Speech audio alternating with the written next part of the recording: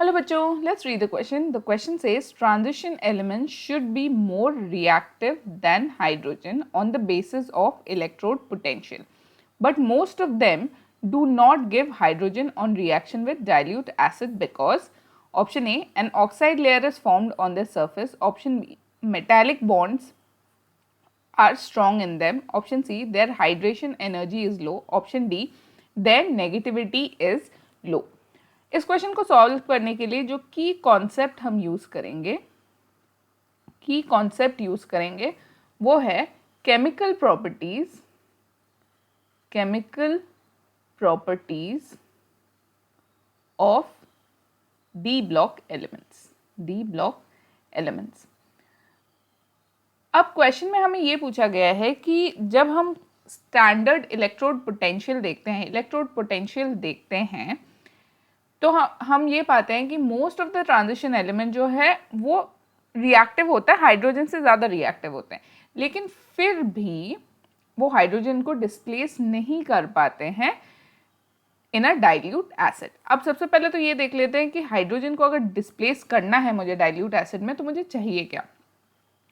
Dilute acid में hydrogen जो है वो H+ के फॉर्म में रहता है, तो अगर दो H+ आयन जो हैं इनको दो इलेक्ट्रॉन मिल जाए तो ये रिड्यूस होके H2 गैस बना लेते हैं और इस तरीके से by the process of reduction ये जो H+ आयन है डाइल्यूट एसिड में ये डिस्प्लेस हो जाता है। तो हमें जो 4 ऑप्शंस दिए गए हैं उनमें से ये ढूंढना है कि कहाँ ये जो दो इलेक्ट्रॉन हैं ये अवेलेबल नहीं है H+ के पास। सबसे पहला जो हमारा ऑप्शन है उसको एक बार देख लेते हैं। ऑप्शन ए हमें ये बताता है कि an oxide layer is formed on their surface. अब जब डाइल्यूट एसिड के साथ इंट्रोड्यूस किया जाता है ट्रांजिशन एलिमेंट्स को तो D block element, not transition element, D block element, मैं जिंक को एक डी ब्लॉक एलिमेंट बोल रही हूँ, ट्रांजिशन एलिमेंट इसलिए नहीं बोल रही हूँ क्योंकि जिंक जो है उसमें डी ब्लॉक जो डी ऑर्बिटल जो है वो फुली फिल्ड होता है, इसलिए वो ट्रांजिशन एलिमेंट नहीं होता। जिंक जैसे D block, copper is a transition metal, ठीक है। कॉपर जैसे ट्रांजिशन मेटल, जिंक जैसे डी ब्लॉक मेटल, ये जो है ये in the middle of the reactivity series आते हैं। जैसा कि हमें पता है जिंक, कॉपर, ये जो ट्रांजिशन मेटल्स होते हैं ये in the middle of the reactivity series आते हैं, इसलिए ये जो है ये रिएक्ट करते हैं, रिएक्ट विथ डाइल्यूट एसिड, ये रिएक्ट करते हैं डाइल्यूट एसिड के साथ और इसमें हाइड्रोजन को डिस्प्लेस भी कर देते हैं। बट अगेन जिंक और कॉपर में क्या होता है कि यहाँ एक ऑक्साइड लेयर जो है वो फॉर्म हो जाता है ऊपर, जिंक और कॉपर जैसे जो ट्रांजिशन एलिमेंट में ऑक्साइड लेयर जो है वो फॉर्म हो जाता है, जिसकी वजह से बहुत विगरस रिएक्शन जो है वो हमें देखने को नहीं मिलता है। लेकिन ये जो स्टेटमेंट है ये most of the transition elements के लिए ट्रू नहीं है। जैसे कि मान लीजिए ट्रांजिशन एलिमेंट्स लाइक प्लैटिनम या transition elements like gold, silver, ऐसे एलिमेंट्स में ऑक्साइड लेयर जल्दी फॉर्म नहीं होते हैं, लेकिन स्टिल गोल्ड, सिल्वर ये एलिमेंट जो है हाइड्रोजन को डिस्प्लेस नहीं करते हैं। तो कुछ ट्रांजिशन एलिमेंट्स के लिए ऑप्शन ए जो है वो सही ऑप्शन है, लेकिन सब के लिए, मोस्ट ऑफ देम के लिए जो है ये ऑप्शन जो है ये सही ऑप्शन नहीं है। अब आते हैं ऑप्शन बी पे।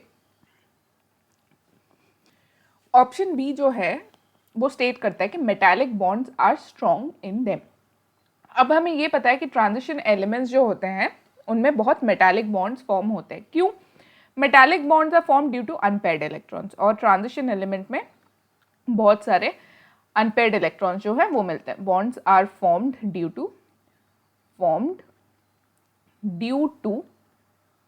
Unpaired electrons. अब वापस से जाते हैं हमारे रिएक्शन के पास अनपेयर्ड इलेक्ट्रॉन्स। अब वापस से हम हमारे इनिशियल रिएक्शन में जाते हैं। हमें पता है कि हमें इलेक्ट्रॉन्स चाहिए होते हैं इस हाइड्रोजन को डिस्प्लेस करने के लिए। अब अगर ये इलेक्ट्रॉन्स जो है वो मेटालिक बॉन्ड्स में एंगेज्ड हैं तो वो कम अवेलेबल होते हैं टू डिस्प्लेस दिस हाइड्रोजन। तो ऑप्शन बी एक सही ऑप्शन हो सकता है। तो आगे जाते हैं ऑप्शन सी में। ऑप्शन सी में the hydration energy is low, ये स्टेटमेंट ही इनकरेक्ट है, क्योंकि हाइड्रेशन एनर्जी जो है वो डिपेंड करता है चार्ज टू रेडियस रेशियो में। हाइड्रेशन एनर्जी जो है वो डिपेंड करता है चार्ज टू रेडियस रेशियो, और हमें ये पता है कि ट्रांजिशन एलिमेंट्स में जो चार्ज होते हैं वो हाई होता है, और रेडियस क्योंकि कैटायन बनाता है तो रेडियस जो है वो छोटा हो जाता है, तो इसीलिए चार्ज टू रेडियस रेशियो जो है वो ट्रांजिशन एलिमेंट का काफ़ी हाई होता है, इसलिए हाइड्रेशन एनर्जी भी बहुत हाई होता है, जिसकी वजह से ये स्टेटमेंट जो है ये गलत है। ऑप्शन डी पे आते हैं। ऑप्शन डी ये कहता है कि देयर इलेक्ट्रोनेगेटिविटी इज लो। अब ये है हमारा standard reduction potential chart. Standard reduction potential chart में ये जो ग्रीन कलर का कॉलम, ये जो ग्रीन कलर का रो है, ये ग्रीन कलर का रो दिखा रहा है हमें standard reduction potential of hydrogen.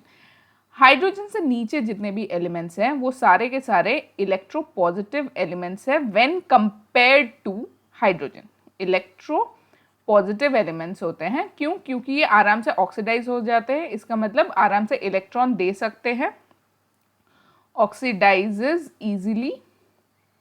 Easily and therefore ये बहुत अच्छे रिड्यूसिंग एजेंट होते हैं, गुड रिड्यूसिंग एजेंट। इसका मतलब ये है कि ये जो एलिमेंट्स होते हैं ये हाइड्रोजन को आराम से डिस्प्लेस कर सकते हैं फ्रॉम और डाइल्यूट एसिड। तो यहाँ अगर हम देखें नीचे आयन हो गया, क्रोमियम हो गया, जिंक हो गया, ये सारे एलिमेंट्स हैं जो हाइड्रोजन को डिस्प्लेस कर सकते हैं।